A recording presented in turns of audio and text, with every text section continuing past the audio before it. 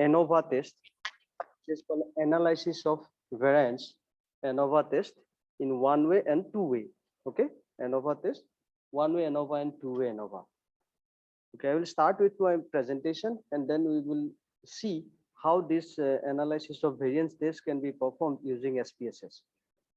So let me share my screen first.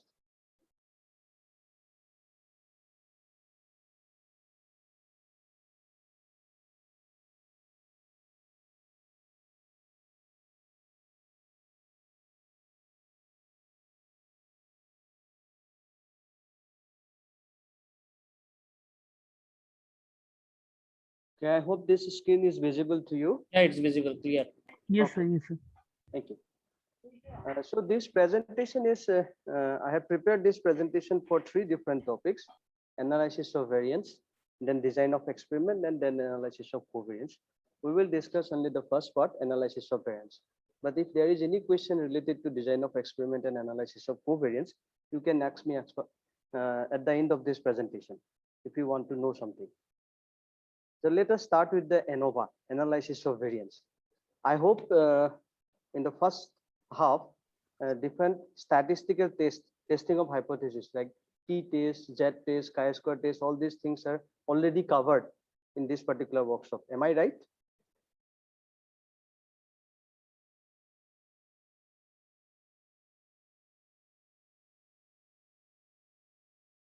T-test, chi-square test, the parametric statistical test, these are already covered, right? Okay, thank you. Okay, then you see in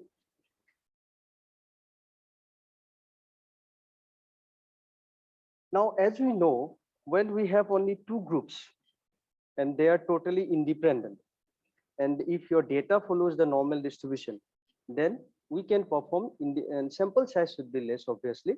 Then we can perform independent sample t-test. Okay.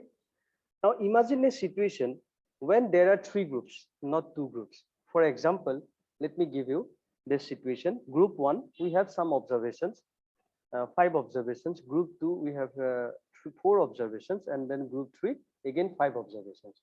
Here we have 3 groups. Now question is, can we perform independent sample t-test for these 3 groups? So yes, someone may say that yes, answer is yes, we can perform independent sample t-test. But how many independent sample t-tests we can perform in this situation? We have to perform 3 independent sample t-tests. For example, one independent sample t-test between group 1 and group 2, another one between group 1 and group 3, and then another one between group 2 and group 3. The question is that, is it a valid procedure to perform the independent sample t-test for separately for pairwise for if there are 3 different groups?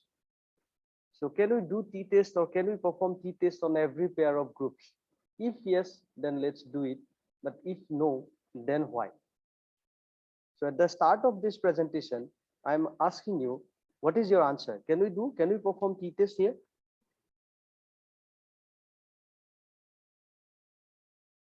Please give me a response, either yes or no.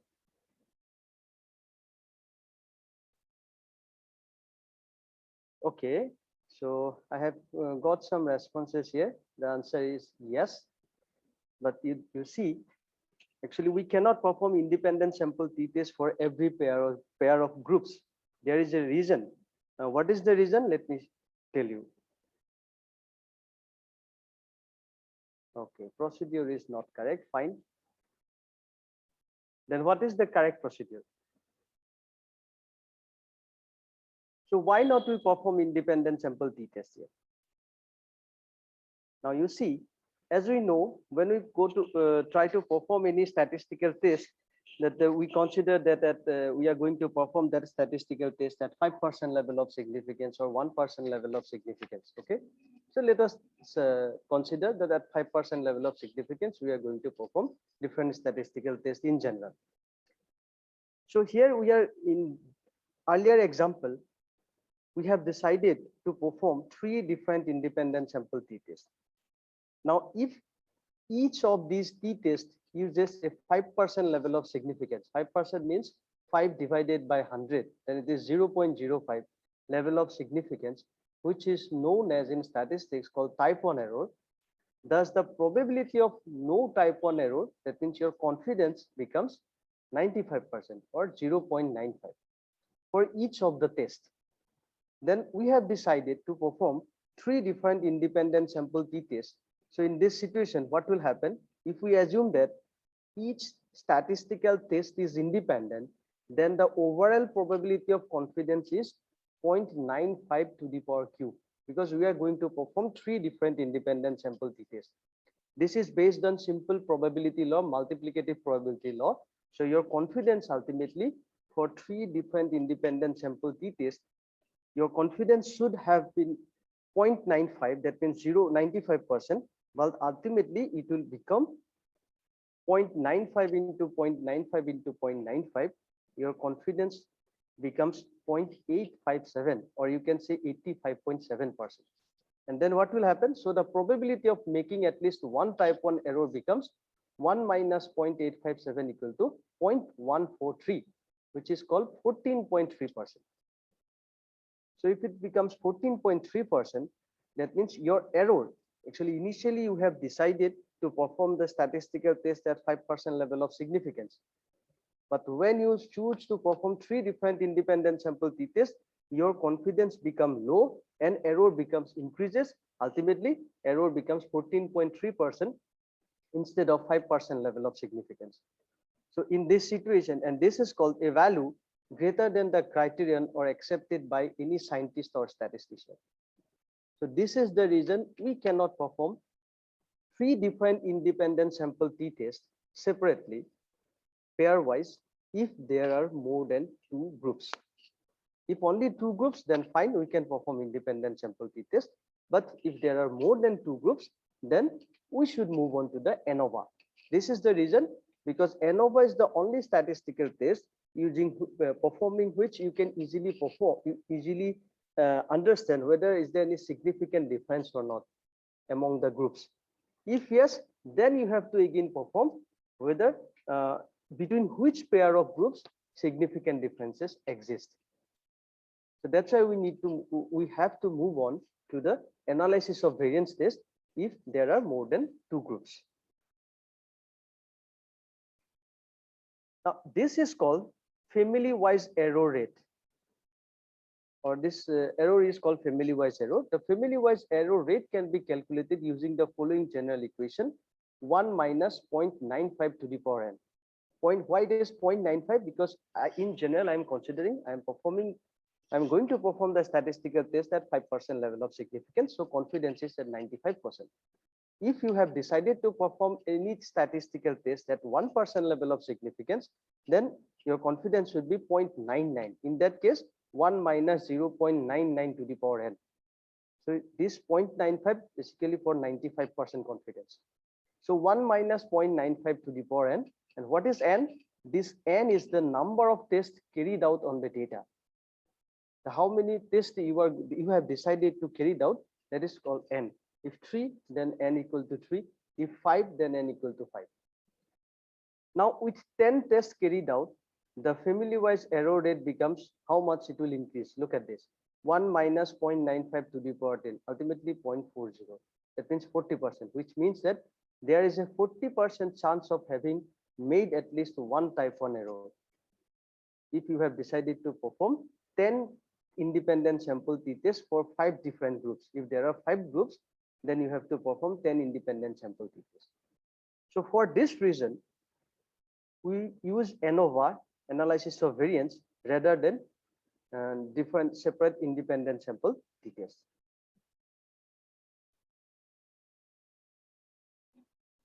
Okay, now depending upon the nature and type of the data and the classification of data, you can say the analysis of variance can be divided into 3 different parts. So first one is called one-way classified data, or you can say one-way ANOVA. The next one, two-way classified data with one observation parcel. And next one is called two-way classified data with more than one observation parcel. Okay, the two-way are 2 different types: two-way with one observation parcel, and then two-way classified data with more than one observation parcel. Now let us first discuss the one-way classified data, or you can say one-way ANOVA.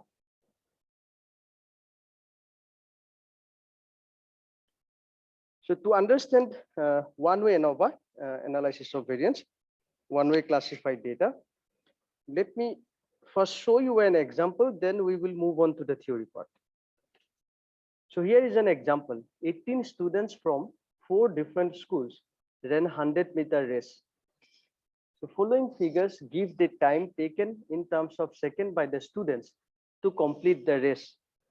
So we have to check whether the students of all the 4 schools are equally efficient in race, and also students from which school are the best runners. So this is the question, and or you can say this is the example.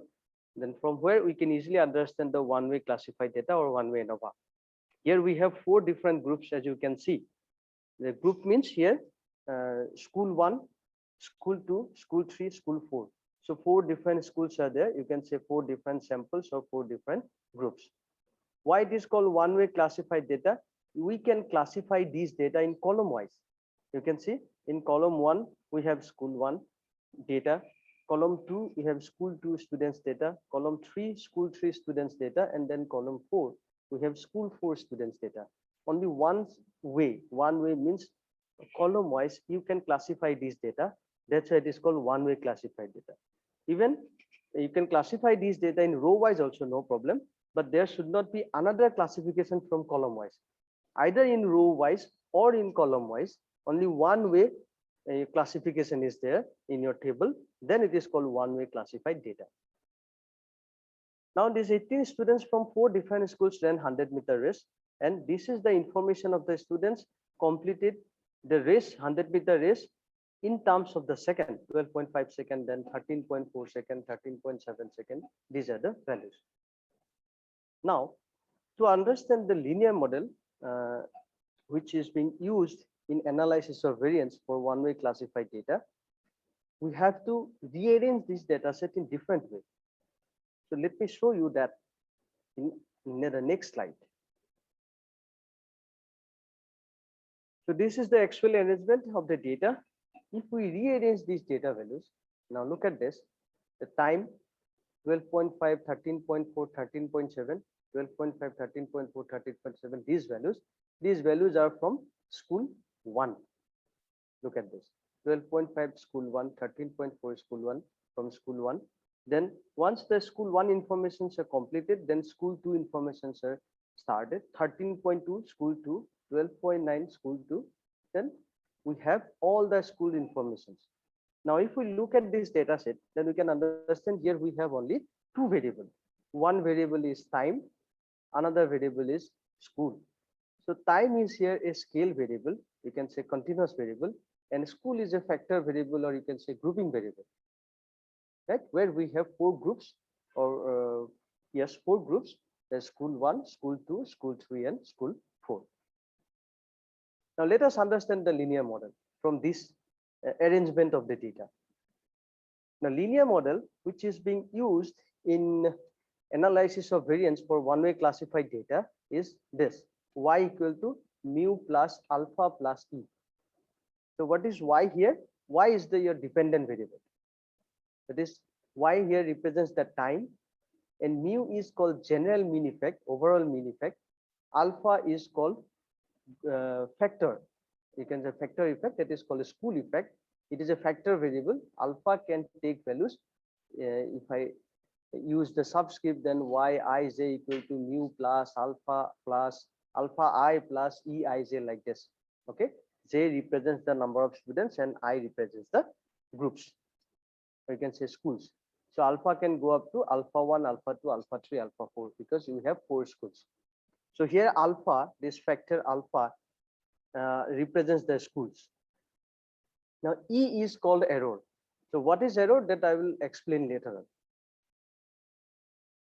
Now, considering all these 4 schools from these data, the overall mean is called mean effect, which is called general mean effect.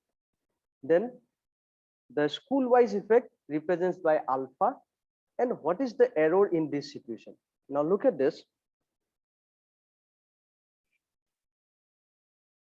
Generally, what happens in analysis of variance, the total variance, or you can say total variation, exists in your data is separated into 2 parts.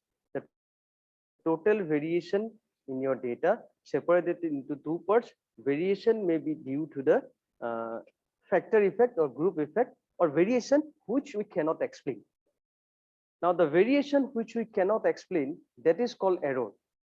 Now here you see, from school 1, we can, that is our expectation, because these are the students, 5 different students participated from school 1, and their time to complete the 100-meter race in terms of seconds are 12.5, 13.4, 13.7, 12.6, or 11.3. All these 5 students are belongs to this school 1, first school.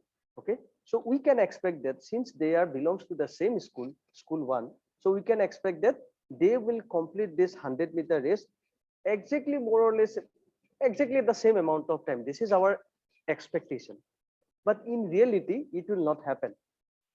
Though they are belongs to the same school, but their completion time in that 100-meter race is 100-meter race are different. So why, since they are belongs to the same school, but still their completion time in that 100-meter race is are different? Why that time effect is timing is different? Timings are different for different students. That we cannot explain. Though our expectation is they should complete the race at the same amount of time. The reason behind is that they belongs to the same school, but in reality it will not happen. Okay, because their timing will be different. Why their timing will be different? That we cannot explain from this analysis. That may be due to their height, their weight, their body mass index. Several effects are there, which we have not studied in this situation. We have only information of their time, completion of that particular race, 100-meter race, and then their school effect. Other informations are not available. Only we can say whether variation exists due to the school or not. That we can explain from this model. Other variation, that variation may occur due to their height, body mass index, weight, or several other factors. That variation may be due to those factors, but we have not studied those factors here. So we cannot explain the variation due to which their timings are different, which we cannot explain. That is called error. The variation which we can explain due to school, that is called alpha, which you can explain from the model. The variation due to the between the groups, you can say, and within the groups, why that variation is happening, that we cannot explain, that is called error. So total variation is divided into two parts, between the groups and within the groups. So between the groups called this is school 1 effect, school 2 and school 3 and school 4, and error within the groups, within school 1, within school 2, why that variation happens, which we cannot explain. So that variation goes to the error part. So total variation is divided into two parts. One is called group effect between the groups, and then another one is called within the groups. Now, how this linear model, it is different from linear regression model. So if you, maybe some of you know that what is linear regression model. Let me show you that. You see, here I am again taking two different variables. One is called time. The same observations I am taking, suppose 12.5, 13.4, 13.7. These observations are same. Now this time, instead of school, here we have a variable height. Okay. Here in this situation, both the variables are continuous variable, or you can say measurable variable, time and height. Now, if I try to fit a regression model based on these two variables, time and height, where time is a dependent variable and height is independent variable, then my regression model will be like this: y equal to alpha plus beta x plus e, like this, where y represents the dependent variable and x, this height, represents the independent variable, height. Now look at this, the difference between this linear model, Anova linear model, and then the linear regression model. Here in linear regression model, both the variables are continuous.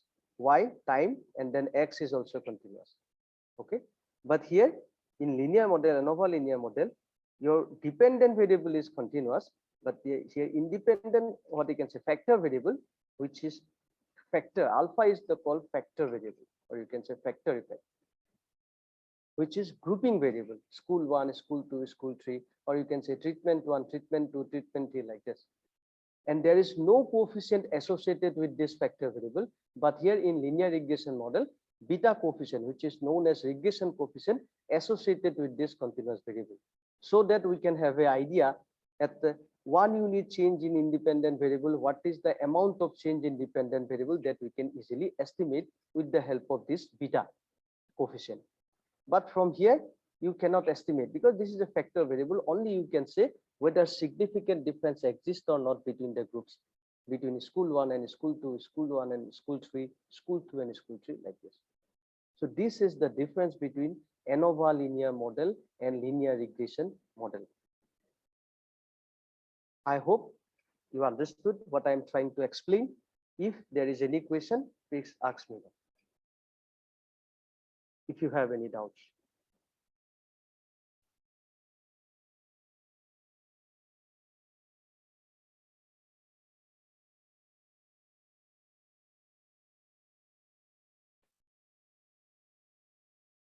In linear, there is a question in linear regression model, can we take categorical variable? Yes, we can take, but we cannot take more number of categorical variable. But if you want to introduce categorical variable in linear regression, or you can say multiple linear regression model, then it is called multiple linear regression model with dummy variable. You have to create dummy variable, 1, 0 type, binary variable type, then only it is possible.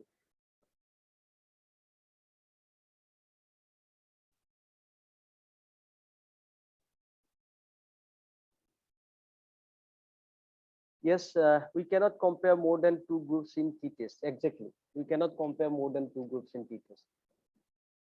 In t-test, we only compare 2 groups.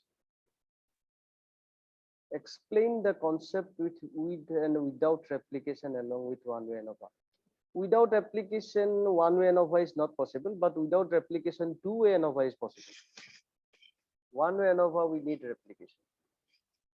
Replication means, here you can see the observations, 12 point from school 1, 12.5, 13.4, 13.7, several observations are there. This is you can consider as a replication, but only one value with school 1, then school 2, school 3. No, it's not possible. Without replication, in case of two-way ANOVA, it is possible.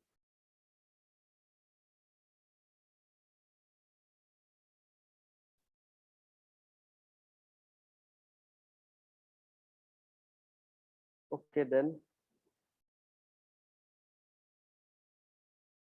let us proceed to the theory part. Assumptions in analysis of variance.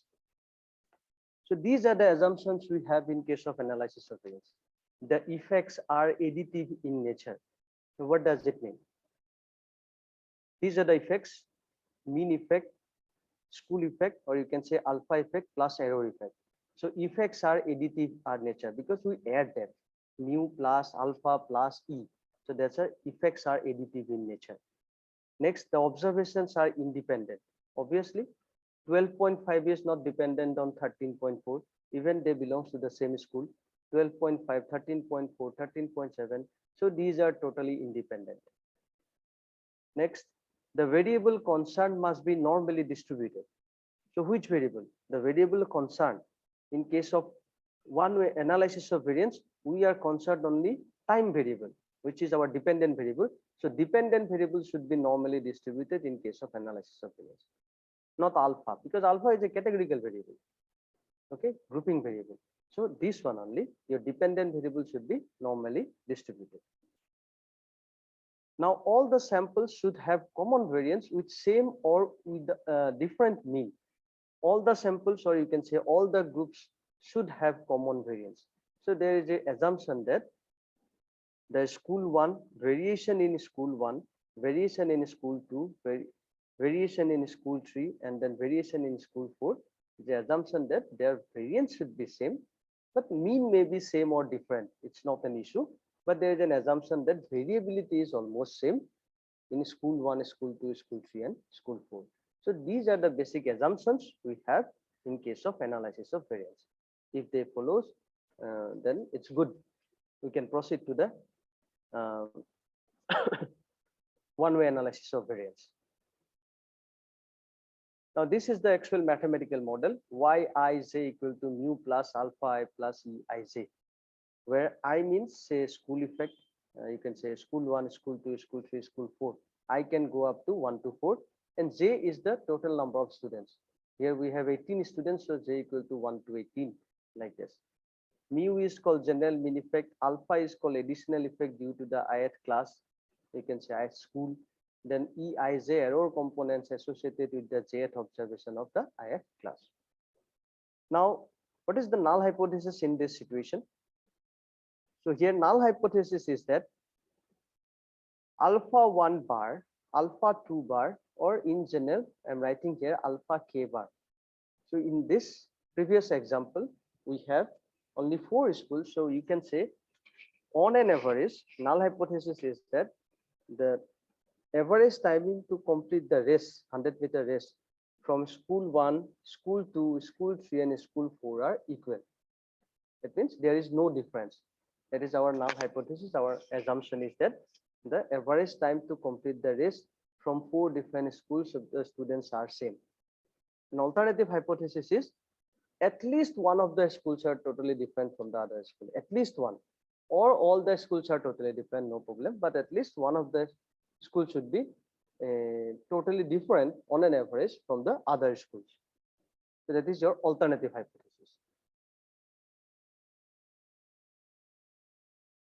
So these are the formulas generally we use to prepare the ANOVA table, because we are going to see this analysis how to perform in SPSS. So okay, there is a question from Tapas Kumar Sahu. Yes, please repeat the additive in nature. Okay, Tapas, can you please put your question in the comment box, because you have raised your hand.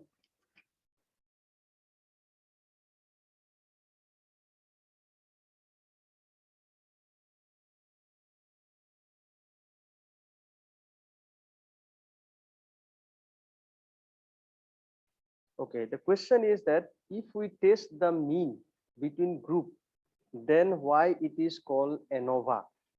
That means if you want to ask me, the test is based on the analysis to check the significant difference among the groups on an average, then why the test is called analysis of variance? That I will tell you in the next slide. So here, please repeat the additive in nature. Okay, additive in nature means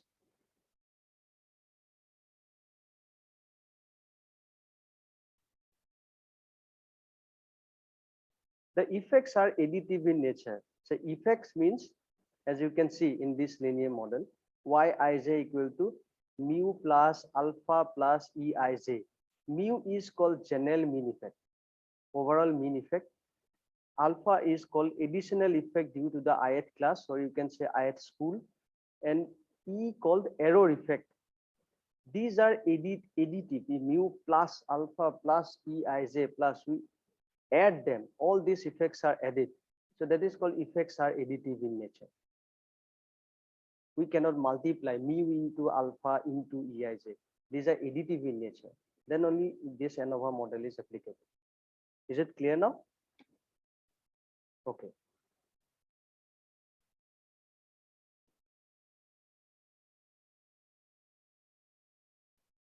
Now you see,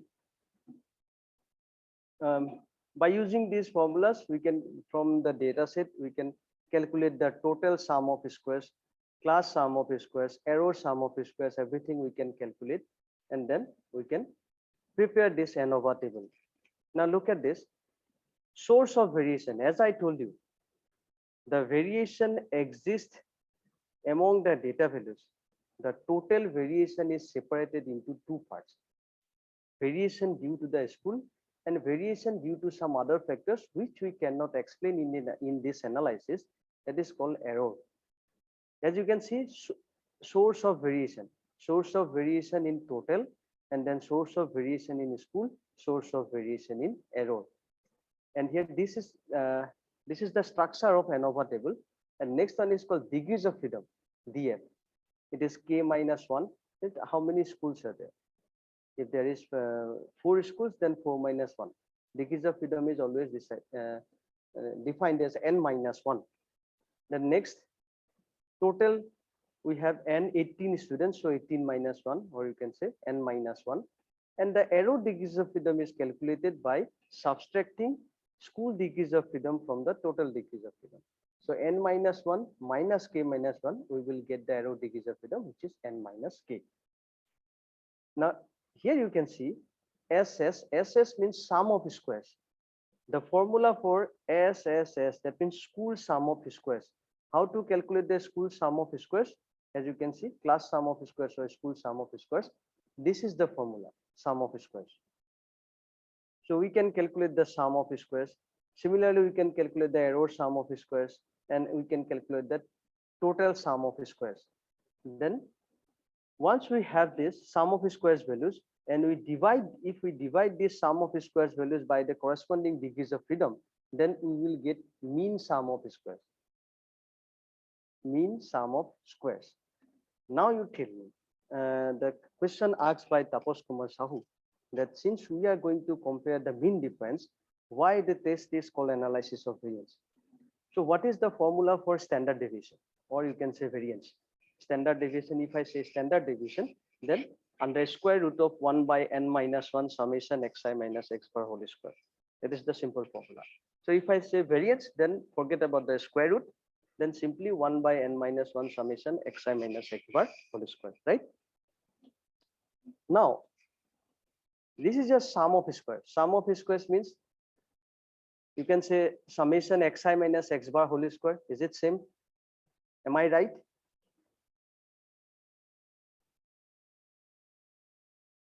Sum of squares means summation xi minus x bar whole square. I'm not talking about 1 by n divided by 1 by n minus 1, right? So sum of xi minus x bar whole square. Then if I divide it by 1 by n minus 1, then it is called variance. So here already you have calculated the sum of squares and divide it by degrees of freedom, which is not n minus 1, but it is k minus 1. Similar, it is n minus 1. So that means you are calculating variance, which is called, if you divide sum of squares by degrees of freedom, then it is called mean sum of squares. Ultimately, it's not represented as a variance, but it is called mean sum of squares. So this is the mean sum of squares. This is the error mean sum of squares. And since we divide this sum of squares divided by error mean squares to get the F test statistics value, based on which we can decide whether significant differences exist or not among the schools, based on F test, which is called known as a variance test. But actually we deal with the averages of average, or you can say mean sum of squares. On an average, we are trying to find it out the mean sum of squares, and then we try to find it out based on the variances, variability, whether there are significant difference exist among the groups or not. Though we are interested to find out the significant difference among the groups in terms of the mean, but actually we are also dealing with the variance. As you can say, sources of variance, total variation separated into two parts, school variance, or you can say group variance, and then error variance. Variation due to the school or variation due to the error. We are not telling this or speaking about the variance here, but we talked about the sum of squares or mean sum of squares. That's why the test is called analysis of variance, though we are dealing with the mean values. We are trying to, not mean values, though we are dealing with the significant difference among the means. But at the same time, we are also dealing with the variances, variation, you can say. That's why the test is called analysis of variance. Significance of mean variance, no, we can't say significance of mean variance, because mean variance will be totally different. Mean variance means, you see, suppose you have a mean value. Mean variance means different mean values are there. If you are trying to calculate the variance or standard deviation based on the mean values, then it is called standard error of mean. It will not say, you can't say it's a mean variance. That's the problem.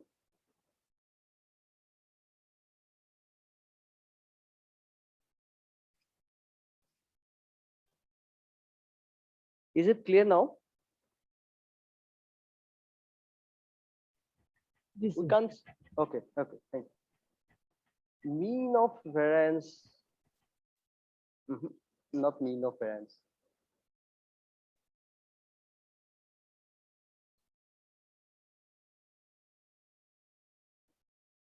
So finally, what happened? If we divide this sum of squares divided by degrees of freedom, then corresponding degrees of freedom k minus 1, or you can say n minus 1, whatever it is, you can say, right? We will get the error mean squares here, school mean squares or error mean squares. Then if we divide this school mean squares by error mean squares, then we will get a f value. Okay. Now, after getting the f value, you see, now if calculated value of f ratio, this f ratio is less than the tabulated value of f. Now, if the calculated value of f ratio, this one, is less than the tabulated value of f with k minus 1, this one, and then arrow degrees of freedom. Here we have to go in the f table. There are two. We check the table value at 5% level of significance or 1% level of significance, corresponding to two different degrees of freedom. One is for the school, another one is for the error. So k minus 1 and n minus k degrees of freedom. So if this ratio is less than the table value, then we can accept the null hypothesis. We can say that no significant differences exist among the groups. Otherwise, if this one is, if this ratio is greater than the calculated value, tabulated value, then we should reject the null hypothesis. Now, if null hypothesis accepted, then fine. We can finish the analysis and we can say that we have not found any significant difference among the groups or among the treatments. So analysis is completed at that. But if null hypothesis is rejected, then this is the start of your analysis. You can say Anova analysis of variance is the start of your analysis. Now what happened if null hypothesis is rejected? Then in Anova, it means that maybe all the schools are different. Alpha 1 bar, alpha 2 bar, alpha 3 bar, alpha 4 bar. All the schools are on an average, they are different. Or maybe there's a significant difference between alpha 1 and alpha 2, or you can say school 1 and school 2, and school 3 and school 4, but no significant difference between school 2 and school 3. Or there may be a significant difference between alpha 1 and alpha 2, or you can say school 1 and school 2, but other schools are equal, no different. So that means if any pair of the groups are found to be significant, then the whole Anova table will show you the significant value. Based on the calculated tabulated value or based on the p value, you will see that the Anova is significant. So once you found that Anova is significant, it does not mean that all the groups are different. So then you have to go for pairwise comparison, which is called pairwise test. So different pairwise tests are available.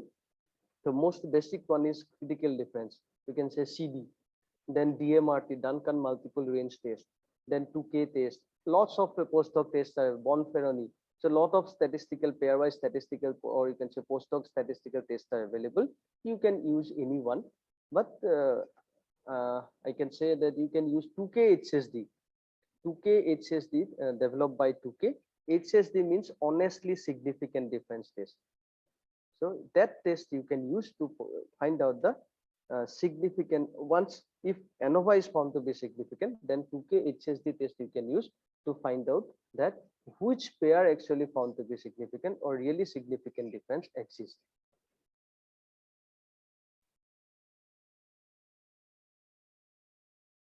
Okay, there is a question. Please clear my doubt. What is degrees of freedom?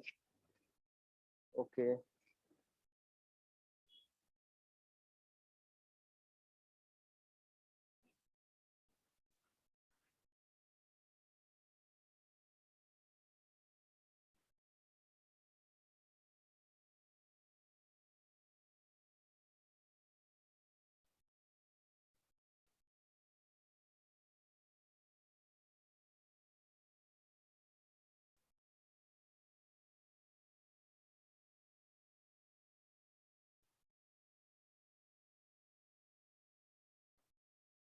Okay, give me 1 minute so that I can.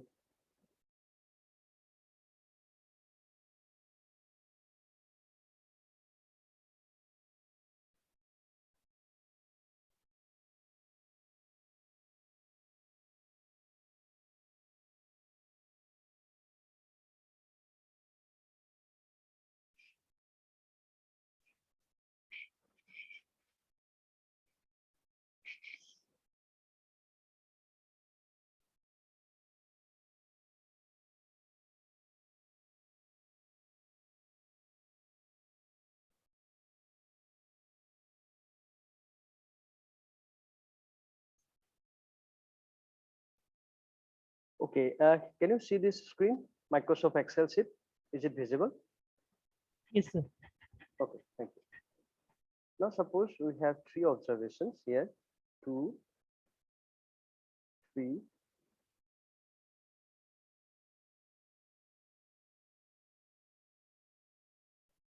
let's say 4. So 2, 3, 4, we have three observations. The degrees of freedom is always, we know that degrees of freedom equal to n minus 1. Why degrees of freedom is n minus 1? Right? This is the question. So it is defined as the total number of observation, and or you can say number of free observations. You can say number of free observations exist in your sample, and total number of, that's why to decide that, to define that, the total number of observation minus 1. Degrees of freedom is always minus 1. 1 is called restricted. So what is the meaning of that restriction in the sample? Let me explain to you. Now, if I calculate the mean value, you can say average based on these three values, average 2, 3, 4. So it is obviously 9 divided by 3, average will be 3, right? So this is our average value.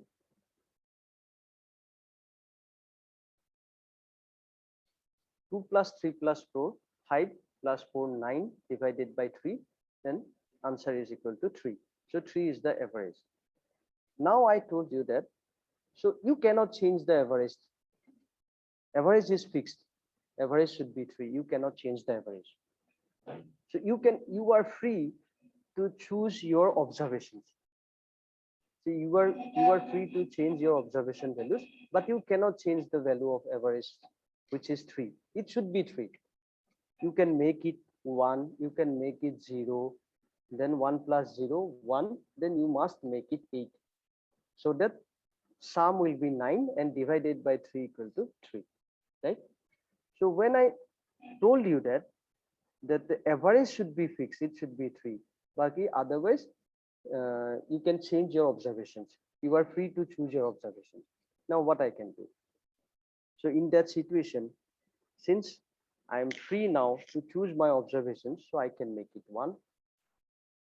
I can make it 5. Okay. But for this observation, I am not free. There is a restriction.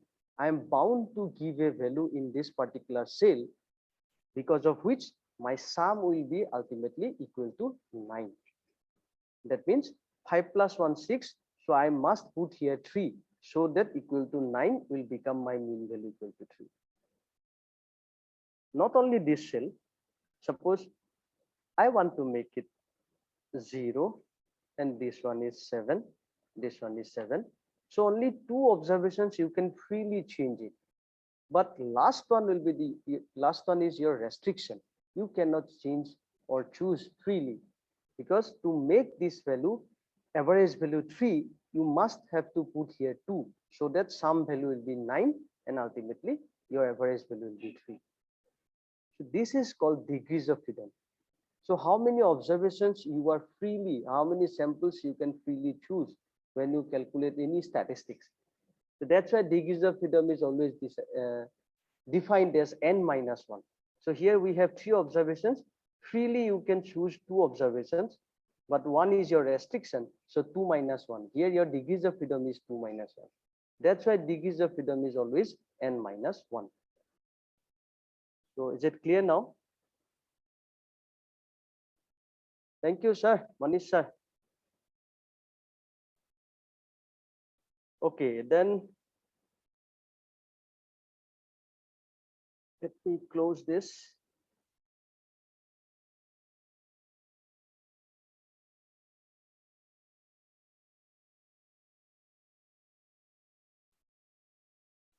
So we can now move on to the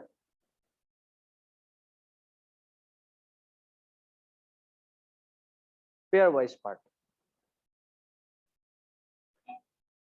Now, pairwise, how to perform pairwise or postdoc test, that I will show you when we perform this analysis using SPSS. Okay. Now, let us move on to the two-way, and a one-way classified data is complete now. Now, let us move on to the two-way classified data with one observation parcel.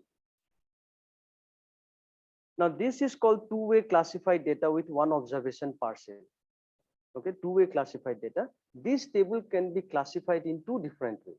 Row-wise, here we have different types of schools, like English medium school, Assamese medium school, and then Hindi medium school. Okay, different types, medium of schools.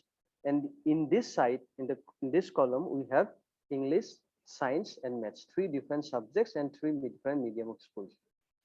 Two-way classified data, this table can be classified in two different ways. One way is subject-wise, another way medium-wise, medium of school-wise. Okay. Now, two-way classified data with one observation parcel. As you can see here, only one observation is here. 90 is the average value, say suppose, in subject English scored by the English medium school. 70 is the mark, average mark in subject English scored by the Assamese medium school students, and 65 is the average mark, average score in subject English scored by the Hindi medium students school. So only one observation is here. So that's why it is called two-way classified data with one observation parcel. So initially there was a question that with replication and without replication. So here is the example of in case of two-way classified data without replication. Only one value you will get, no replication, or no other value you will get in this combination. Subject English and then school English medium. Only one value is there, that is 90. So this is called without replication. Now let us arrange this same data values if we arrange in different way. So understanding two-way classified data with one observation parcel, then average marks, then medium of school. Let me consider this as a P and then subjects as a Q, English, science, maths. Then our linear model will be like this. Y equal to mu plus general mean effect, medium effect represents by alpha, subject effects represents by beta, and then finally error. And Y is called dependent variable, which is called average, measurable variable.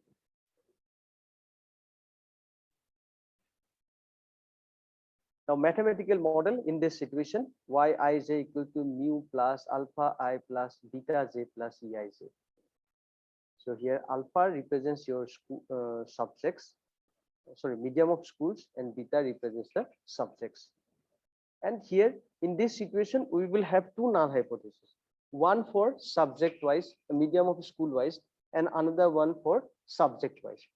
So two null hypotheses will be there are no significant difference.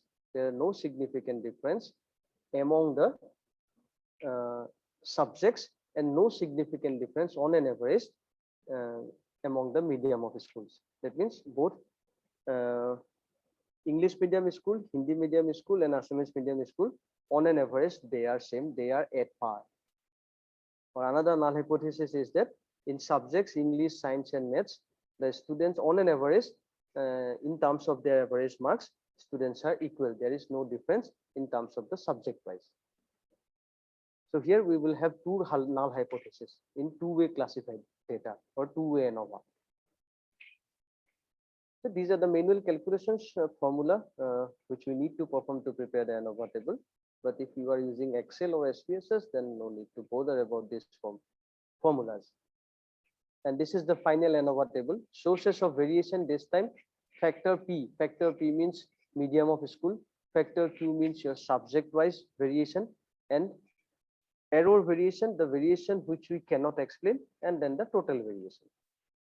Degrees of freedom, n-1. So if there is, because in our case, we have 3 medium of schools, so 3-1, then 3 subjects, so 3-1. In general, I'm writing here n-1, and total represents by m into n-1. And if we subtract this school degrees of freedom, the medium of school degrees of freedom, and then subject-wise degrees of freedom from the total degrees of freedom, then we will get the error degrees of freedom. Similarly, we will have sum of squares for this P, sum of squares for Q. Then if we divide this each and every value of this sum of squares by corresponding degrees of freedom, then we will get mean square values. And then to get F value, we have to divide the mean square for factor P and mean square for factor Q by error mean square, each one by error mean square. Then we will get 2 F values. One F value to find out the significant, to check the significant difference exists or not among the medium of schools. Another F value to find out the significant difference exists or not among the subjects. So here we will get 2 F values. Now, if the factors P and Q or any of the P and Q are found to be significant, then we should move on to the pairwise. If they are not found to be significant, then analysis is completed here. No need to proceed for the further analysis. If any of the factor, either P or Q, if you found significant, then we should go for pairwise Postdoc test.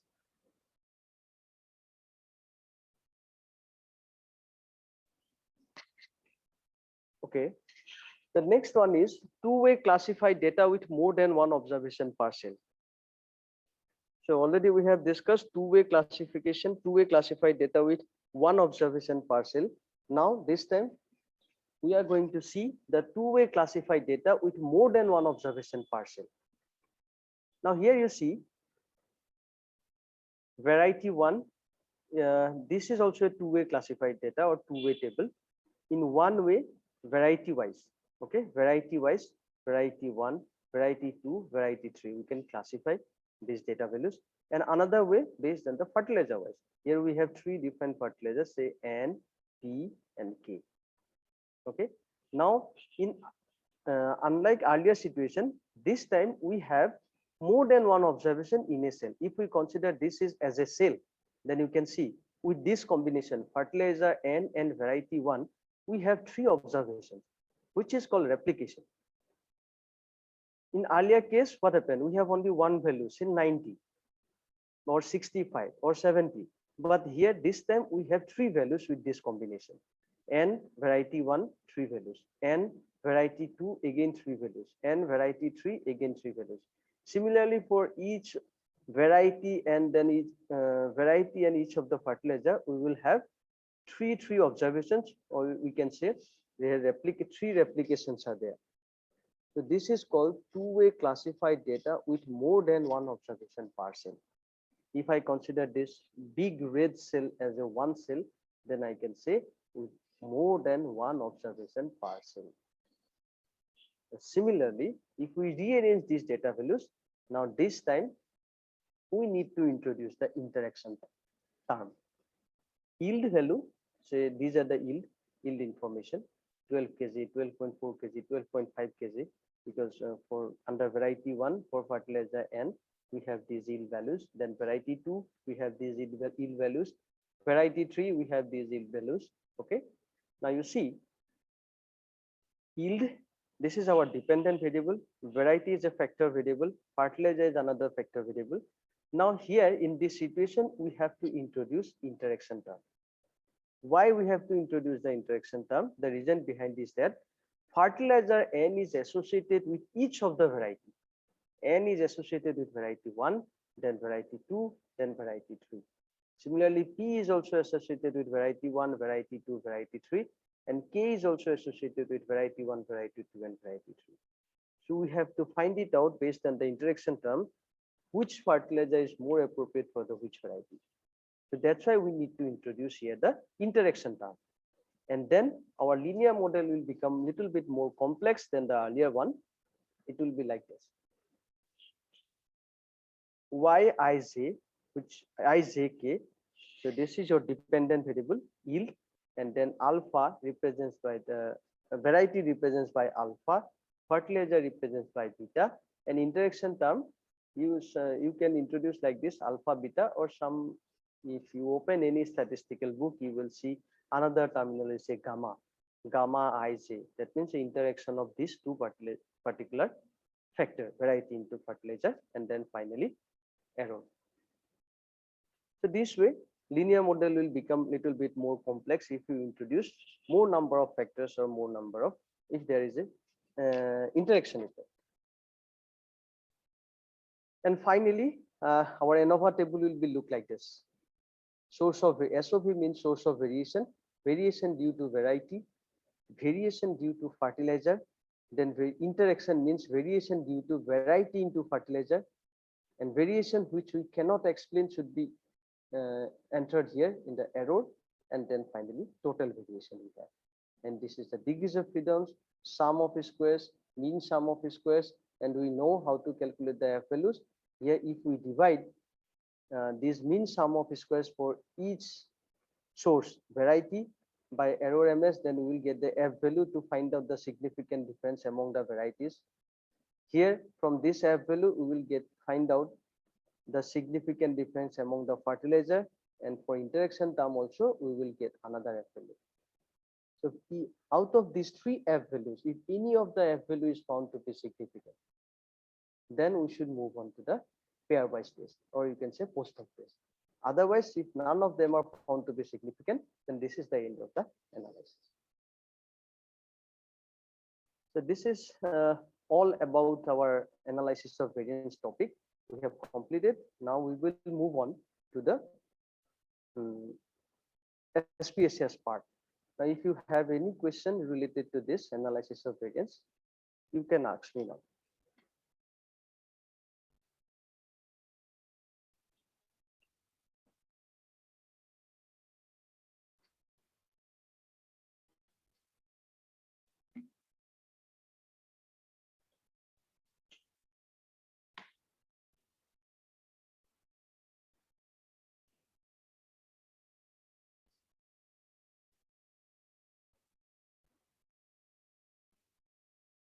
Thank you. If there is no question, then let us see how this Anova test 1-way and 2-way Anova can be performed using SPSS. Let me open the SPSS software.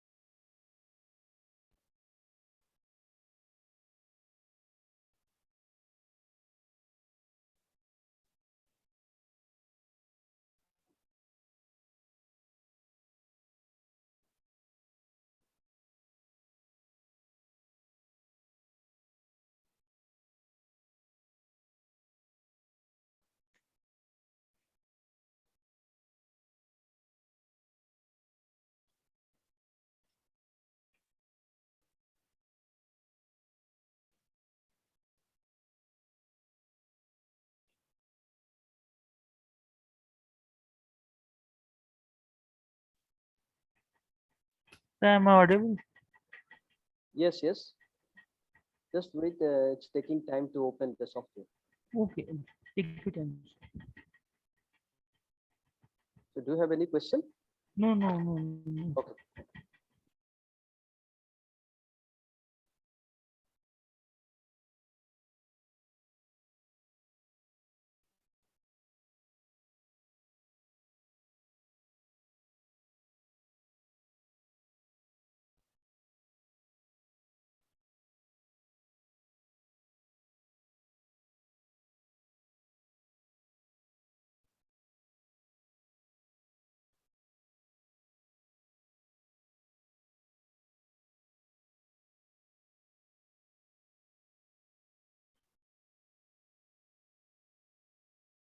Okay, is it visible? This SPSS screen? Yes, sir. Yes, sir. Yes. Okay.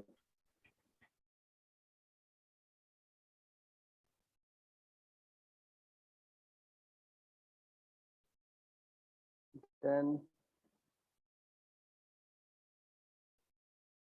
now the same example that we have in the starting of analysis of variance when I explained to uh, one-way ANOVA, one-way classified data, the school example, okay? Uh, 4 different schools are there, and then number of students participated from different schools. As you remember, if you remember, the 18 students were there. The same data set I have prepared for you so that I can show you how to perform one-way analysis of variance or one-way classified data. You can say. Now, how to prepare the data? I believe all of you know. Here we have basically two variables. One is dependent variable, another one is grouping variable, or you can say factor variable, right? So grouping variable is here school, and then uh, measurable scale variable, you can say continuous variable or dependent variable is our time. The first assumption is that we should check whether your dependent variable is follows normal distribution or not. If it is follows normal distribution, then only we can proceed to the, because as you can as we know, the under assumption of analysis of variance, there is one criteria. There are 4 different criteria are there. One is the effect should be additive in nature. Next one is observation should be independent. And third one is the most important, that concern, the variable concern must be normally distributed. So we are concerned on the time variable. So let us first check whether this time variable is normally distributed or not. And how to enter this data? I believe already you know how to enter the data. The data first so that we can also practice. Okay. Okay, then. Dipjyoti sir. Hello, Dipjyoti sir. Can you hear me? So he is busy somewhere. So let me know if anything is needed from our end. Okay, how can I share this data file? So one participant is asking me to share this file so that So I can. at the end of the session, we can just Okay, share. okay, okay, fine. We can forward with the same with participant also. Okay. So here, school variable, factor variable, I have defined this variable as a numeric, type numeric, because here you can see under values, I am assigning some codes. 1 for school 1, 2 for school 2, 3 for school 3, then 4 for school 4. So this is the reason I have defined this variable as a numeric variable. And then this is nominal because I cannot compare, though I am assigning code 2 for school 2, 3 for school 3, I can't compare that. I can't say that 3 is better than 2, 4 is better than 1. I can't say that. So that's why it is defined as a nominal. And then time is a scale variable or dependent variable. So it is defined as a scale variable. As we know, 4 different scales are there, nominal, ordinal, interval, and ratio scale. But SPSS is, in SPSS, you will see only 3 scales, nominal, ordinal, and scale. Both interval and ratio scale already included under the scale. So you have to define this just like a scale, whether it is interval or ratio. You just mention it as a scale. But nominal and ordinal, you have to separately mention. Then first, we have to check whether the dependent variable is normally distributed or not. To check that, go to analyze, descriptive statistics, and then you can perform draw PP plot. PP plot means probability plot. So by drawing this PP plot, we can have an idea whether this time data set or time variable follows normal distribution or not. So let us check PP plot. Then select the time to complete time variable, time to complete the rest, time variable. This distribution is normal. So normal distribution parameter, you can either you can include it or you can by default estimate from the data. If it is clicked by default, if it is clicked, then parameter information will be automatically calculated or obtained by the software from the data. Okay, then you click on OK. These are the distributions available. You can check beta, chi-square, exponential, gamma, uniform, variable. So we need normal. So we select normal and then click on OK.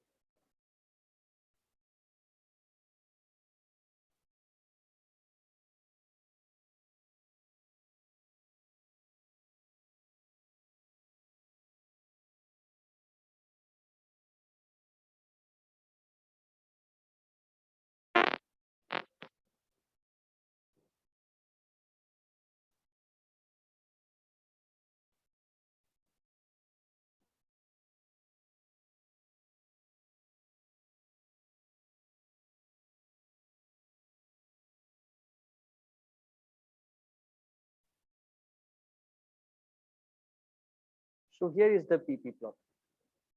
Normal PP plot of time to complete the rest. The variable was time. Here you can see this is the theoretical normal distribution line. This straight line you can see this is the theoretical normal distribution line, and these are our observed data. These points are our observed data. As you can see, most of the points are falls in this straight line, but some of the points are not fall in the straight line.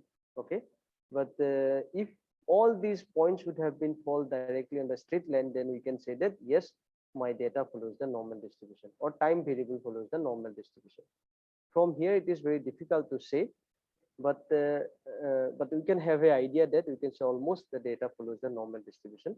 But to know it properly, we can perform Kolmogorov-Smirnov test, non-parametric test, using which we can have a clear idea about the one sample Kolmogorov-Smirnov about the distribution. Time to complete the rest. Let me check here. Test distribution is normal. Click on OK to get the result. Here you can see, and mean, test statistics value, and the p value is this one. So test distribution is normal. Here also, because when we start our analysis based on this statistical test, we assume that our distribution is normal. Okay, the theoretical distribution is normal, and okay, that means our data should follow the normal distribution. There is no difference in the theoretical distribution and our real life data set distribution. That means it is normal. We start with this, and then when we see the p value or probability value, you can say p value is greater than 0.05. That means we have to accept our null hypothesis. So what was our null hypothesis? Null hypothesis was our data follows the normal distribution. So we start with that assumption.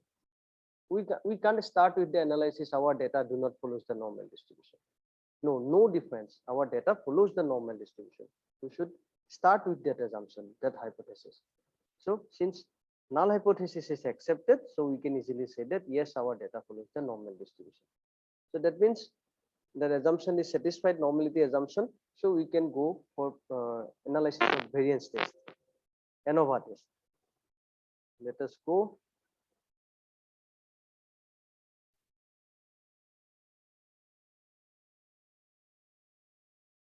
Analyze, then compare means. To perform one-way ANOVA or one-way classified data, analyze, compare means. Then you can see here one-way ANOVA, this one-way ANOVA. Click there, and dependent list. So dependent variable is this one, time to complete the rest, time, and factor variable, which is our school. So this is the factor variable. So we enter our factor variable here and then click on OK to get the result. So this is the Anova table. Source of variation between the groups and within the groups. Between the group means school effect, you can say. Within the group means error. And total. Sum of squares, degrees of freedom, mean square, then F value, and then P value. So in SPSS, you will get the P value. Otherwise, you have to check this calculated value and compare this value with the tabulated F value with this 3 and 14 degrees of freedom. But since P value is less than 0.05, so we can say that yes, there is a significant difference between the groups. Now we have to know that which pair of groups actually found to be significant or really significant, that we have to identify, because we have identified that there is a significant difference between the groups. Now we should move on, since it is found to be significant, so we should move on to the post hoc test or pairwise comparison test. So to perform that, let us follow the same steps. Analyze, compare means one-way ANOVA. Here you can see post hoc. Click there. So these are the tests available under post hoc. So these statistical tests are available for post hoc, but with this assumption, equal variances assumed, because there is an assumption that variances between the groups or among the groups should be equal or assumed to be equal. So if equal variance is assumed, then you can use these statistical tests, any one of them. But if equal variance is not assumed, that means variances are different, then these are the post hoc tests available. Danetz, Damhans, then Danetz, Dietrich, Gens, and Howell. These are the tests available. So since in the assumption it was mentioned that assumed to be among the groups, the variances should be equal and mean may be equal or different. So we assume that equal variance is assumed, and then we want to perform this one, 2K. You can perform LSD, Bonferroni, then SNK, then can anyone. But as I told you, the 2K, this test was developed by 2K, and it is known as 2K HSD, honestly significant difference. So I prefer to use this one. You can use any of this. Then click on continue. And finally, click on OK to get your result. Same Anova table you will get. Now you will see from the post hoc analysis, post hoc table, 2K HSD, 2K honestly significant difference test. Pairwise information you will get. School 1 and school 2, look at the p-value. It is 0.836. That means no significant difference exists between school 1 and school 3. School 1 and school 3, no significant difference. But there is a significant difference between school 1 and school 4. As you can see, it is 0.002. Similarly, significant difference exists between school 2 and school 3. It is p-value is less than 0.05, and significant difference exists between school 3 and school 4. Its p-value is less than 0.005. So if you look at the following homogeneous subset, you can see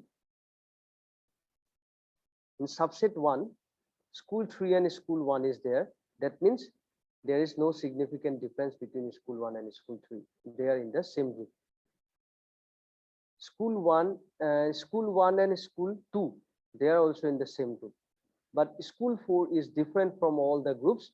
You can say that there is a significant difference between school 4 and all the schools. As you can see, school 4 between school 1, school 4 between school 2, school 4 between school 3, all the p-values are less than 0.05, which is called pairwise significant difference.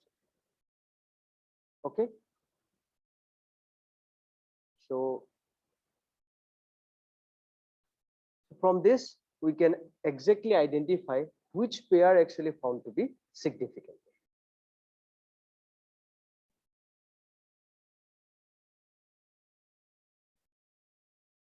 So this is all about the one-way ANOVA, one-way analysis of variance.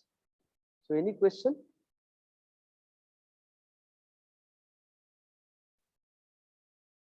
Null is, there is a question, null is always taken as negative. Yes, not negative. Null is always taken to be negative, means no difference. Okay, no difference. And this question from Rakhi Gupta, no difference means if you see, if you decide, if you start your null hypothesis like this, your data do not follows the normal distribution, then it's not a no difference, right?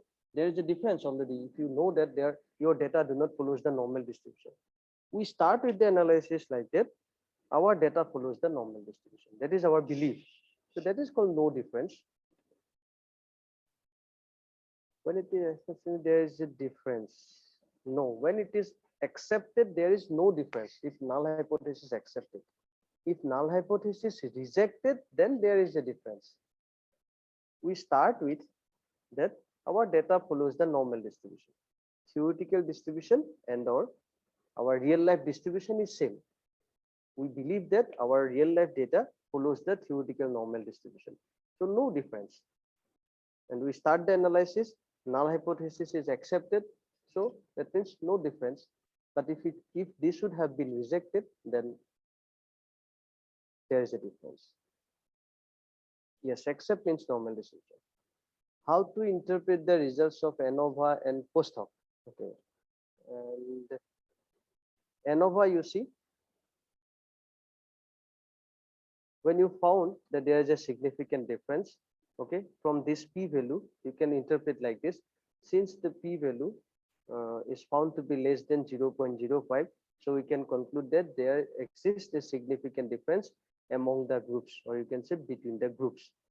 Now, at this stage, you cannot say that for between which pair of groups actually significant difference exists. So immediately you have to show, we should proceed to the Postdoc test. Immediately you should show either this one, you can show this table, multiple comparison table, by removing this 95% confidence interval, lower bound, upper bound. You can remove these two columns, or you can show this table, no problem. Homogeneous subset.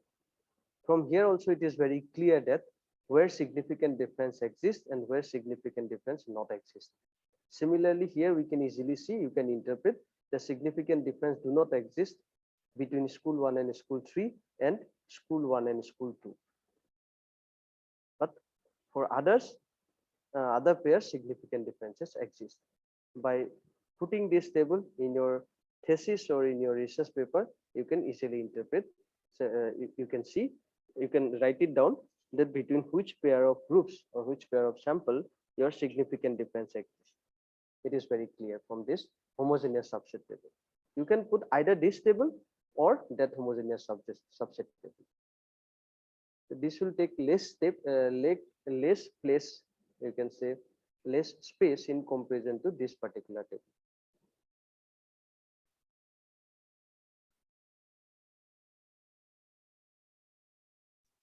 Okay, then now let us move on to the two-way ANOVA.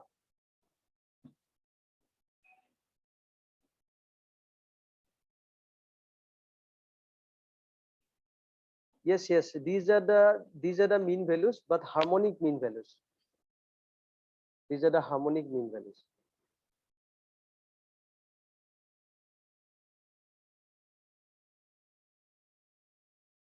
Okay, this is two-way ANOVA, two-way analysis of variance. That example, fertilizer variety and yield example. Okay, two-way ANOVA with more than one observation parcel. You can say with replication. Without replication also you can perform, procedure is same. So that's why I'm taking this one, this example. So to perform two-way ANOVA, the steps are in SPSS, steps are analyze, go to the general linear model. Because under compare means only one way ANOVA you can perform. So we should move on to the general linear model.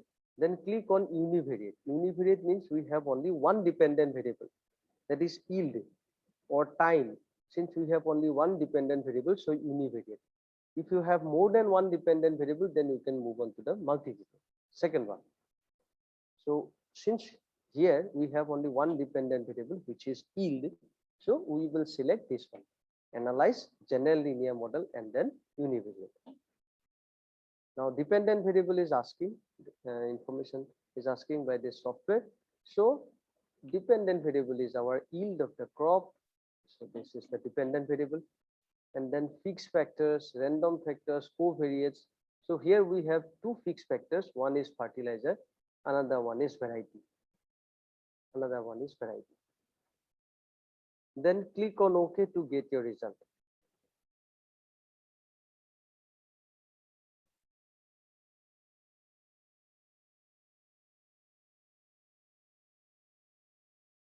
So this is the see fertilizer Intercept means constant, fertilizer, or you can say general mean effect, fertilizer, variety, then fertilizer into variety, interaction term is coming here, then error, and then total. All are found to be significant, you can see. Fertilizer is found to be significant, variety is also found to be significant, fertilizer into variety is also, interaction effect is found to be significant. So we are bound to perform the post-hoc analysis here. So let us go to and check the post-hoc analysis. Analyze general linear model univariate. So from here we should select post-hoc. So post-hoc test for fertilizer, post-hoc test for variety. For interaction term, if you need, then select both of them and enter here. Okay, separately it will come. And then let me select this one, 2K, and then click on continue, click on OK. So here we will get the post-hoc test for fertilizer. Name of the fertilizer NPK, N versus P, N versus K, P versus N, P versus K. All the fertilizers are found to be significant. Okay, all the pairs are found to be significant. And in case of, as you can see, since all are found to be significant, so these three fertilizer creates three different subsets. Okay, since they are found to be significant. And in case of variety, all the varieties are also found to be significant. So again, from the homogeneous subset, you will see three different subsets for these three varieties. So this way we can perform post-hoc test if it is found to be significant from the Anova table. Otherwise, if it is not significant, then no need to go for post-hoc test.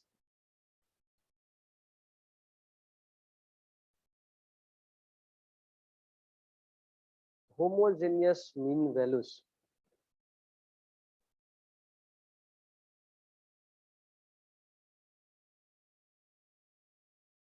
Not homogeneous mean values. I am talking about homogeneous subsets, not homogeneous mean values.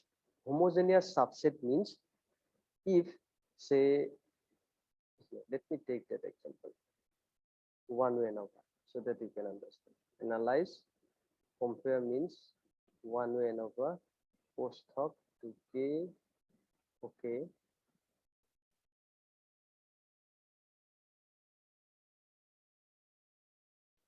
Here you see homogeneous subsets. Homogeneous subsets means if any of the two groups or two samples are found to be not significant, that means they will be considered as a homogeneous, not heterogeneous. Heterogeneous means there is a difference. Homogeneous means no difference. So since school 3 and school 1 comes under the same subset, that means there is a homogeneity between these two schools, school 3 and school 1. So no difference. So school 4 by default, not by default, from the analysis, we have seen that school 4 alone comes under the subset 3. So that means there is no other schools in this subset. You can say that school 4, this school 4, all other pairs along with this school 4 to school 2, school 4 to school 1, school 4 to school 3, all are found to be significant. That means there is no homogeneous, heterogeneous. That's why school 4 comes under one subset along with no other schools are present. The homogeneity in the groups, that's why called homogeneous subsets. Not homogeneous means. Kindly explain again what is need of post-hoc test, when it should be applied. Need of post-hoc test is that, you see, forget about post-hoc. Let me show you. One-way Anova. Forget about this post-hoc. Okay. So this is the example.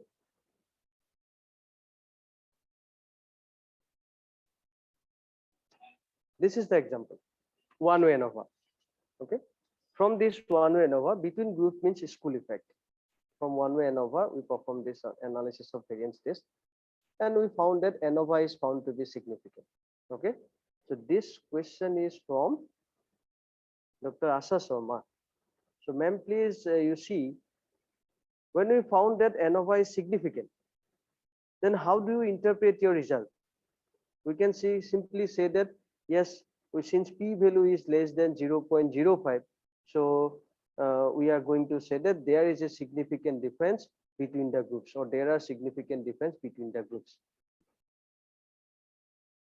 But if someone asks you this specifically, that which pair of groups are actually found to be significant? As we have seen from the postdoc test, there is no significant difference between school 1 and school 3.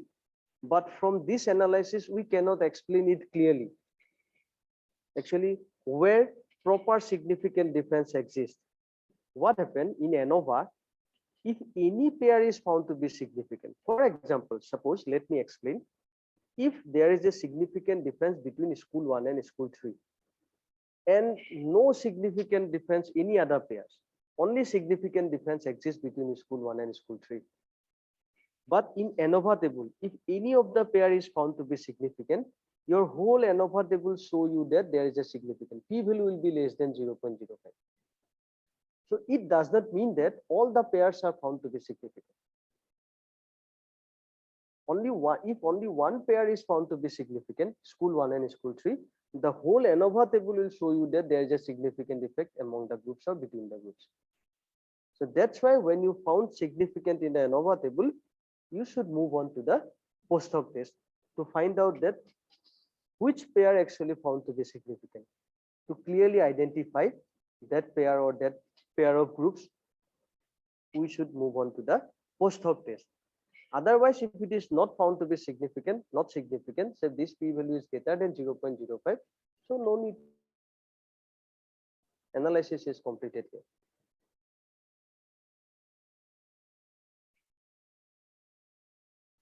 Okay, any more question?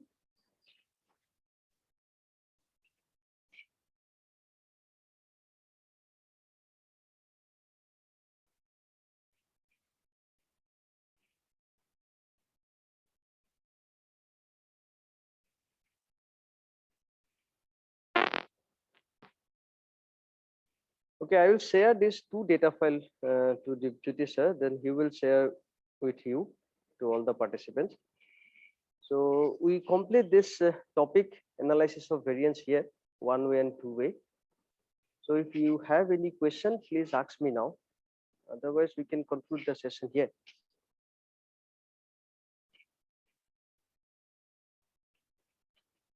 Anything related to ANOVA, design of experiment, or ANCOVA, if you have, then you can ask me.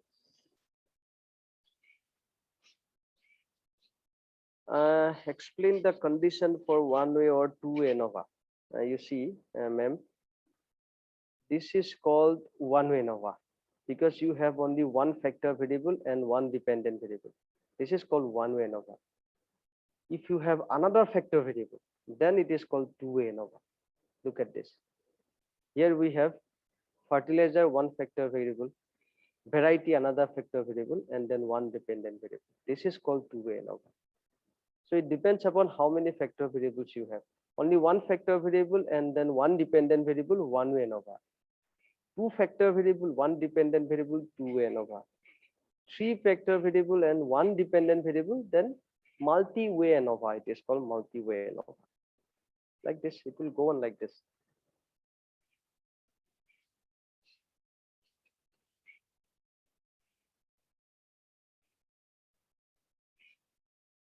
Repeat the steps for Kolmogorov-Smirnov test for checking normality. Okay, let me repeat the steps.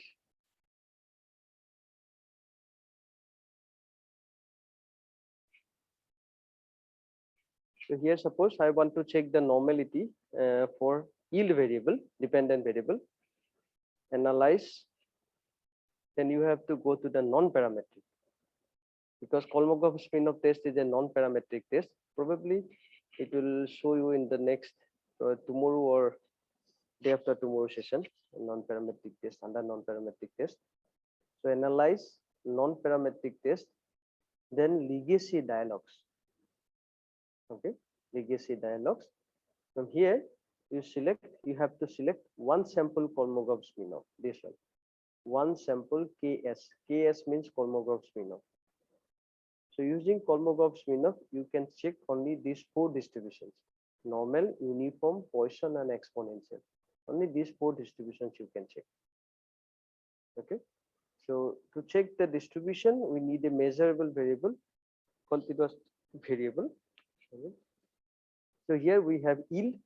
So let me select this yield variable from left hand side, bring it into the test variable box. So we want to check whether this variable follows normal distribution or not.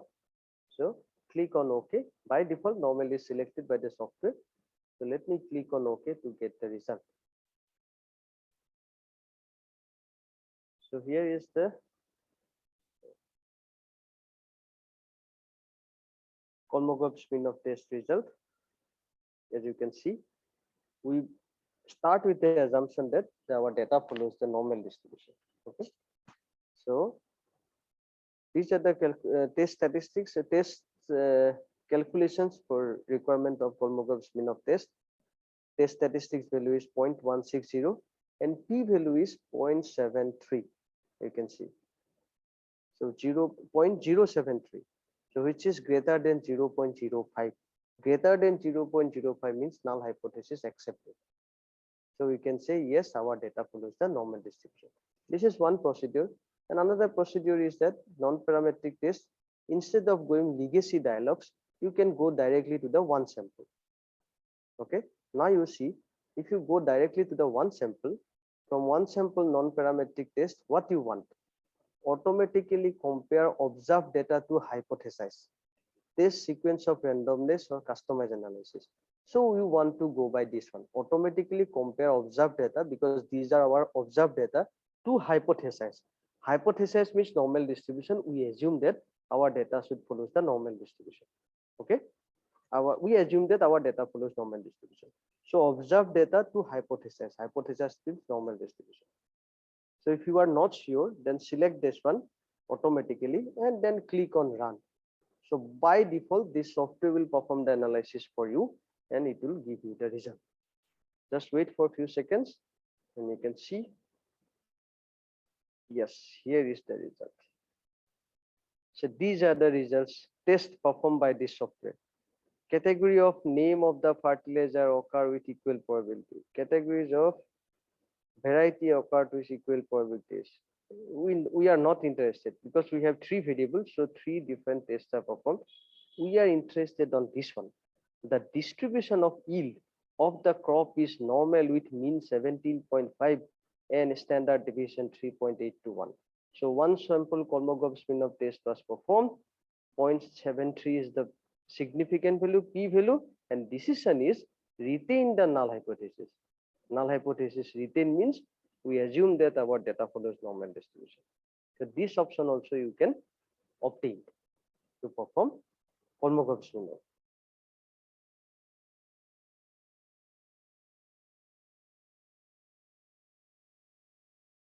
So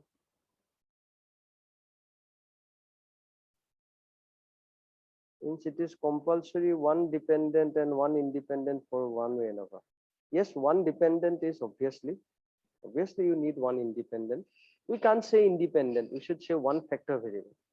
Independent may be a continuous variable may be independent variable. So we should say one factor variable. We cannot use it when we have more than one dependent variable. One-way ANOVA you cannot use if you have more than one independent variable.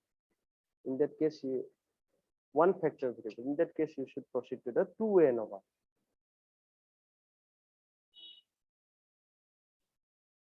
Note on two-way classified data more than one. Okay, I will share two notes in Microsoft Word file.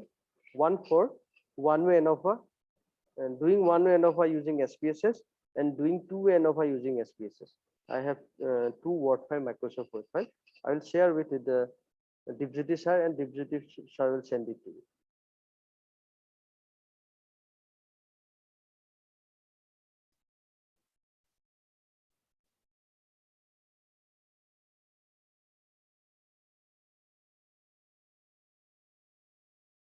Okay, any more question?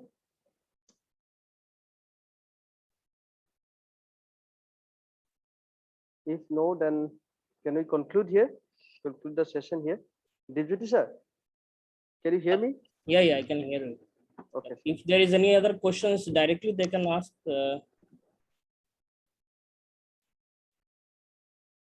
If there is any question, they can directly ask you. I have unmuted them. And if they want to show any research data from their part also, like they can take help of you.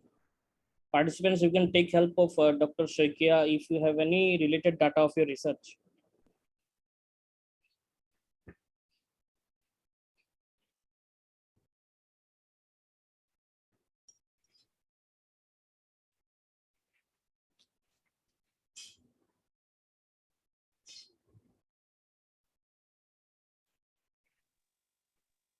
Hello. Yes, Good ma'am. evening, sir. Sir, can this one-way ANOVA or this ANOVA can be replaced with the regression statistical tool, or both are different in the different type of data we required, both different? Yes, ma'am. Both are different. You cannot replace the ANOVA linear model with the regression linear model. In my presentation, I have already shown that how it is different. These two are totally different. Because Okay. in the regression, we have independent variable which is also continuous in nature. But in ANOVA linear model, independent one, I can't say independent one. We need a factor variable or grouping variable, along with which there is no coefficient associated with it. That's why these two linear models are totally different. But somehow with ANCOVA analysis of covariance, it is similar, but analysis of variance, it is not similar. Okay, sir. Thank you. Excuse me, sir. Can I ask you one question related to chi-square, please? Chi-square test. Yes, sir. Okay, no problem. Sir, actually, I have just completed my PhD thesis and just waited for my viva. Sir, there is a query that when we make a chi-square, so at the bottom of that table, we get sometimes that 2 cells have expected count less than 5 or something like this. But what if there is more cells, like 5 or 7 cells are there? Then what is that table is acceptable for the thesis purpose or not? No, not only actually 1% or one cell is found to be less than expected frequency less than 5, then also chi-square test is not applicable. Okay, sir. Then, sir, what would be the remedy? Remedy is there is a test called phi and Kramer's-Ray. Okay, phi and Kramer's. Okay, Phi and fine, sir. Kramer's-Ray, which will give you the exact chi-square test value. The phi and Kramer's-Ray also follows the chi-square distribution, no problem. But in chi-square test, what happened? There is an assumption. That assumption is called if when you prepare your cross table, contingency table, if for any of the observed cell frequency, if expected cell frequency is less than 5, not observed cell frequency. Okay. Observed cell frequency may be 4, but for that observed cell frequency, if you calculate the expected cell frequency, if it is found to be less than 5, then only it is not applicable. Okay, actually, I am just getting the result that 2 cells have expected count less than 5. Then it is not applicable. Chi-square test is not applicable. And in that situation, you can go descriptive statistics. Look at this. You can see my screen, right? Yeah. Okay. Then descriptive statistics cross tabs. Okay. Here we have two categories. One is say fertilizer. Another one is variety. I'm just trying to show you statistics chi-square. Okay. Okay. Yes, so sir. if I got that message, so instead of performing chi-square, I will perform this one, phi and Kramer's-Ray. Okay, fine, sir. Then select continue, then click on OK to get the result. Ultimately, you will see, you will get the same result, whatever you get in the chi-square test, but only difference is that in phi and Kramer's-Ray, there is no such assumption that expected cell frequency cannot be less than 5. Okay, sir. Sir, I think so. There is one Yates correction method. Yes. That one also you can use, but Yates correction method, it is, I don't know. It is not available in SPSS. Yeah, it's not available, sir. It's not available there. You have to perform it by manually. Yes, So sir. Yes, sir. that will also help you. Okay, fine. Okay, fine. Sir, Sir. in this situation, can we merge the cell to the previous one? You can merge it, sir, no problem. But whenever you merge it, you are losing some information. So merge means what? You are going to merge either two different column or two different rows. That means you are losing some information in that situation. So if you don't want to lose the information, then better Phi and Cramer space. Fire and cram. Okay, fine, sir. Thank you very much, sir. Welcome. Any more questions?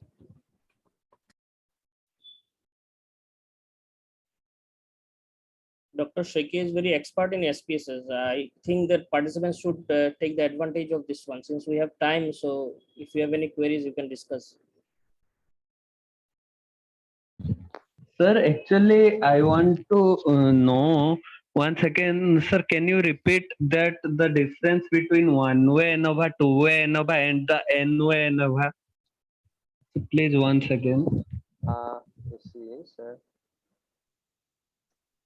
In case of one-way ANOVA, here you can see the one dependent variable time and one factor variable school, right? So it is called one-way ANOVA. We can classify these time data values in school wise, school 1, school 2, school 3, school 4. So it is an example of one-way ANOVA. Now, if we have this type of data, two factor variable, then one dependent variable, then it is called two-way ANOVA. So if there is more than two factor variable, fertilizer variety, say another factor variable is there, then it is called n-way ANOVA. More than Sir, two means, what is factor variable? So is it a independent variable? Is factor variable? means you see, independent variable may be continuous. Look at this. Let me show you.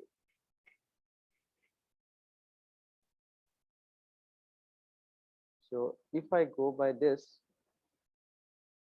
here is the regression equation, right? Dependent variable is time, independent variable is height. So from this independent variable height, we can calculate mean, median, mode, anything. It is measurable, quantitative. But factor variable means, when I say factor variable, that means grouping variable. School 1, school 2, school 3, from where you cannot calculate any mean value. You cannot calculate median value, standard deviation. So this is called factor variable.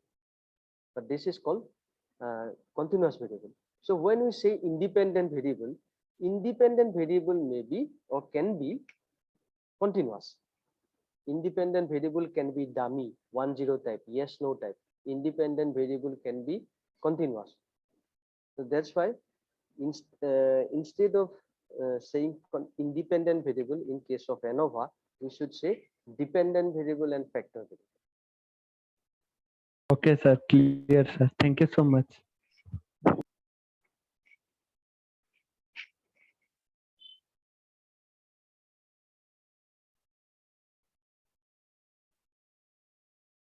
Factor variable always be a categorical variable. Yes, factor variable we say always be a category. I am talking about factor variable, not factor analysis. Factor variable is always a categorical variable. There are some factors.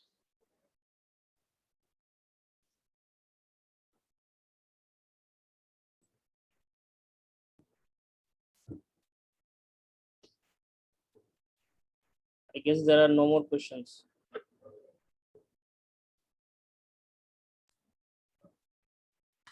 So can I ask one more question, Yeah, please, if you don't mind? Please, time is there, you can ask. Okay, sir, in case of ANOVA, if we can say if there is homogeneity of variance, then we have some further tests also like 2K test or something else. So if there are 3-4 tests for homogeneity and for non-homogeneity, so is there any specified that if there is homogeneity of variance, then we have go for Games Oval test, and if there is homogeneity, then we go for only 2K test. Is that so? Not 2K test. Under equal variance assumed, any postdoc test you can choose. Okay. But yes, if you know that you can do one thing in that situation, let me tell you. In that situation, you can do one thing. So let me take this example, school 1. then analyze, report cases, case summaries. Then variable is time, grouping variable is school, display classes 100, remove this. From statistics, let me select variance. Then continue, then click on OK. Then I can see from here variance for school wise.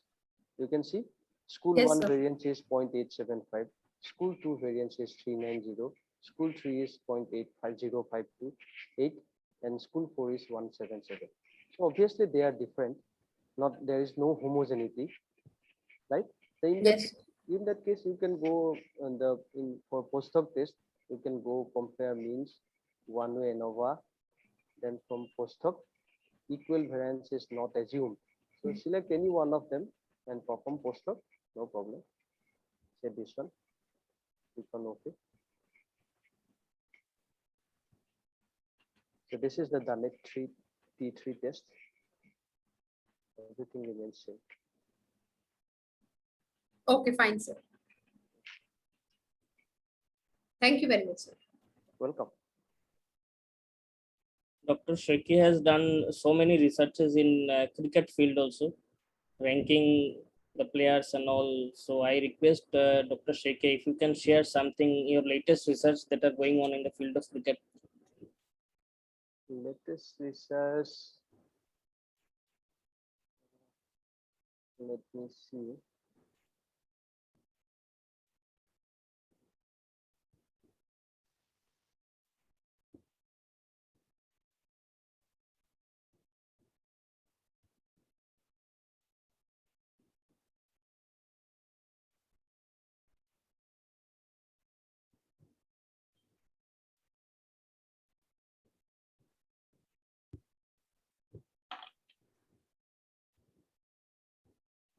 Are you there, Hemanta sir?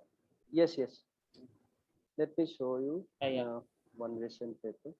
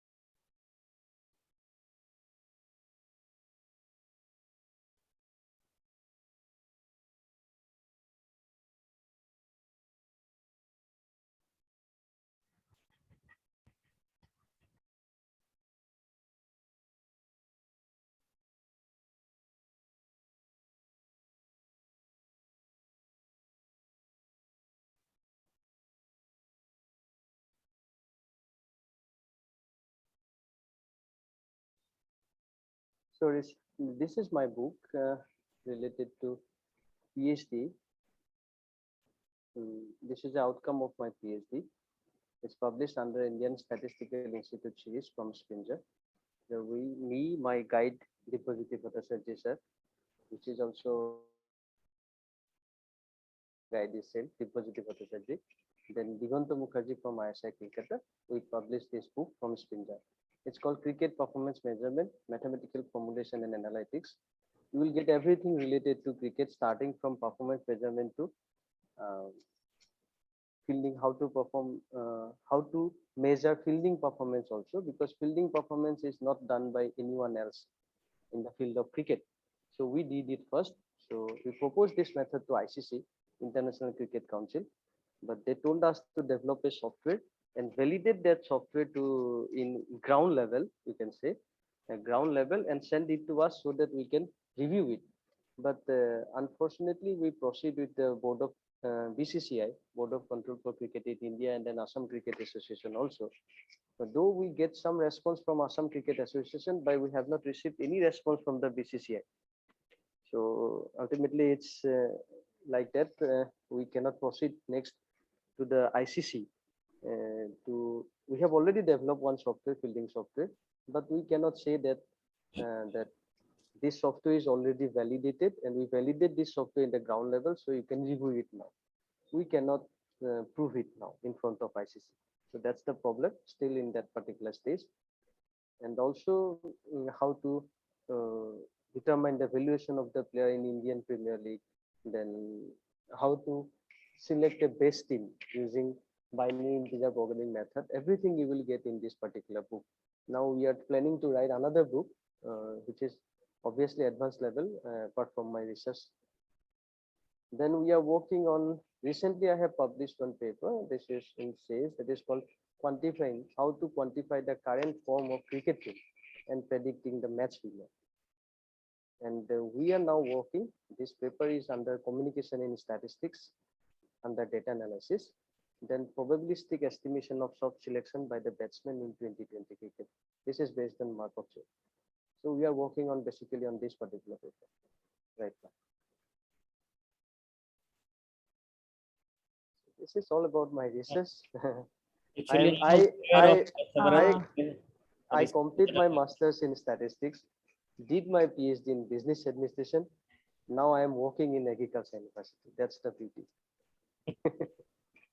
really a mix of so many things. Yes. Excuse me, sir. In your second paper, you say something about the prediction. Sir, in prediction, which kind of the statistical method you have applied, sir? Predicting the match. We have developed a measure. This is the measure, which is called quantifying the current form of the cricket teams.